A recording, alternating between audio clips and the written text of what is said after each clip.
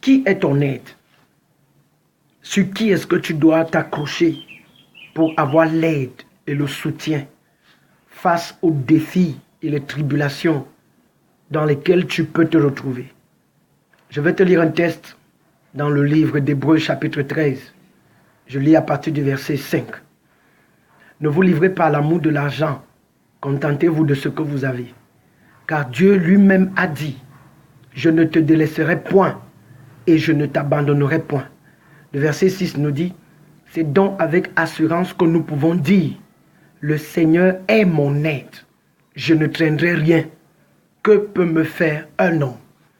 Ou encore, que peut me faire une situation?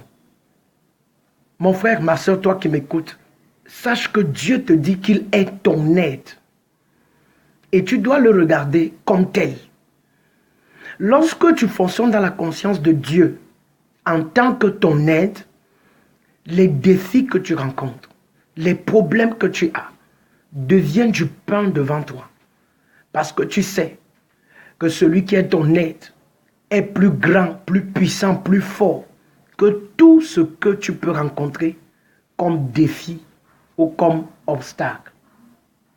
Rappelez-vous que dans Romains chapitre 8, à partir du verset 26, il dit que nous ne connaissons pas ce qui convient de demander dans nos prières, mais l'Esprit intercède en nous par des soupirs inexprimables. Son esprit nous aide et son aide est en nous, à l'intérieur de nous-mêmes.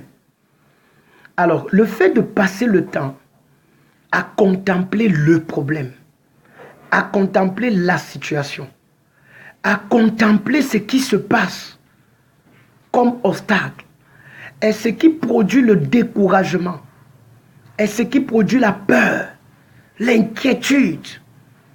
Et certaines personnes peuvent se retrouver en train de dire « je vais mal » parce qu'ils se confient au sens. Non, ce n'est pas ce que tu ressens qui te définit. Et tu ne dois pas définir ton langage à partir de ce que tu ressens parce que ta vie n'est pas dans les sens.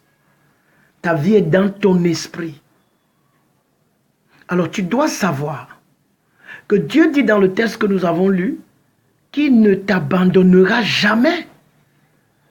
Quand David faisait face à Goliath, avait-il les regards fixés sur Goliath? Non. L'armée d'Israël avait les regards fixés sur Goliath. C'est pourquoi ils avaient peur. C'est pourquoi ils reculaient devant Goliath. Mais David avait les regards fixés sur l'Éternel. C'est pourquoi il était audacieux, courageux et il affrontait Goliath.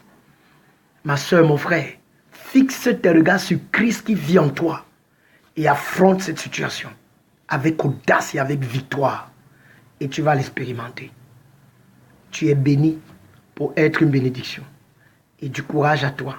Tu n'es pas seul.